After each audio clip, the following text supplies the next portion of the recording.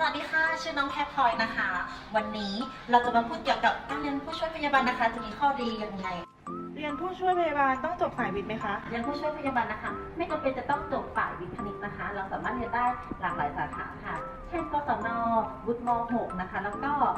วุฒิปตรีนะคะเทียบเท่าได้ค่ะ ผู้ชายหรือสาวประเภท2สามารถเรียนได้ไหมคะ อันนี้ที่สำคัญเลยค่ะ ไม่ว่าจะเป็นเพศไหนสาวประเภท2ผู้ชายเกย์ทอมอย่างเงี้ยเราเปิดโอกาสเปิดโลกกว้างค่ะสามารถเรียนได้ค่ะเรารักหน่วยงานในบริการหรือตั้งใจทำงานก็พอค่ะ เรียนจบแล้วมีงานรองรับเลยไหมคะ สำหรับเรียนผู้ช่วยพยาบาลนะคะ เรียนจบแล้วมีงานรองรับแน่นอนค่ะอย่างที่เช่นโรงพยาบาลยันทีนะคะมอบโอกาสให้เราเรียนนะคะ แล้วจบมาคือเราสามารถไปทำงานที่โรงพยาบาลรัฐบาลเอกชนหรือต่างๆได้ค่ะแม้กระทั่งเรารับจ็อบเล็กๆน้อยๆได้นะคะ ไม่ตกงานแน่นอนค่ะสำหรับน้องๆหรือพี่ๆทุกคนนะคะ ถ้ามีคำถามเพิ่มเติมนะคะ สามารถคอมเมนต์ใต้คลิปได้นะคะบ๊ายบาย